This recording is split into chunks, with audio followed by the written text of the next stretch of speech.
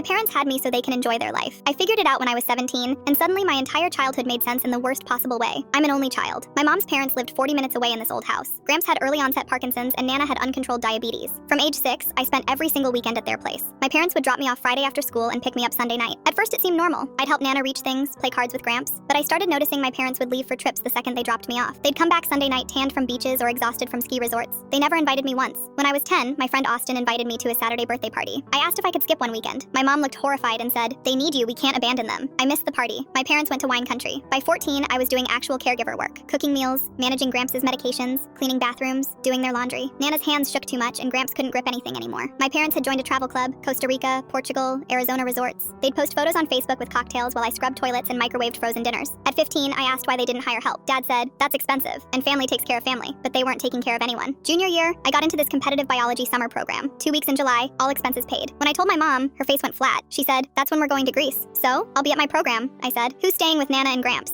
I suggested they cancel or reschedule. My dad actually laughed and said, "We've planned this for a year. You'll have other opportunities." I didn't go to the program. They went to Greece. I spent 2 weeks helping Gramps to the bathroom. That's when I started digging. They left credit card statements lying around. Over 3 years, they'd spent over $40,000 on trips. I looked up in-home care costs. For the hours I worked every weekend, it would have cost them about $15,000 a year. They were saving money by using me instead. When I turned 18 in September, I told them I wasn't doing weekends anymore. I had college applications and wanted one normal senior year. My mom cried. She called me selfish and said Nana and Gramps were counting on me. "I didn't sign up for this," I said. My dad looked me dead in the eye and said, "We had you so someone could help them. Your mom and I wanted to live our lives and this was the deal." My stomach dropped. "You had a kid as a backup caregiver?" He shrugged. "It worked out for everyone." I packed a bag and left that night. I stayed with my friend Kyle's family. My parents blew up my phone, but I didn't answer. Then Nana called crying, saying she didn't know what they'd do. I told her the truth, that my parents had been using me so they could vacation, and I was done. Long silence. Then Nana said, "I thought they were paying you." She genuinely believed I was getting paid, that I chose this. I told her no, I'd been doing it for free since I was 6. She started sobbing and said she'd asked my mom multiple times if I was okay with the arrangement, and my mom always said I loved spending time with them. 2 weeks later, my parents hired an actual caregiver. They had the money the entire time. I went back once to grab some stuff I'd left. Nana pulled me aside and handed me an envelope. Inside was a check for $6,000 and a note that said, "For all the weekends." She'd been saving her Social Security money. I tried to refuse, but she wouldn't let me. She said, "You were taken advantage of." I haven't spoken to my parents since October. They sent a Christmas card saying they hoped I'd come to my senses. I threw it away. Gramps died in early January. Nana called me directly. I went to the funeral. My parents tried talking to me, but I walked past them. At the reception, my mom made a scene about how I'd abandoned the family. My Aunt Jody told her to shut up. Afterward, Aunt Jody pulled me aside. She said she'd suspected something for years, but didn't know how bad it was. She apologized for not stepping in sooner. The real kicker came a month later. I was helping Nana sort through Gramps' paperwork for estate stuff. We found a folder labeled Family Planning from before I was born. Inside were printed emails between my parents. One from my dad said, "If we have a kid now, they'll be old enough to help with your parents by the time we're 30. We can still travel in our 30s and 40s. My mom replied, "That's actually smart, better than paying for care." There it was in writing. They'd planned this from the start.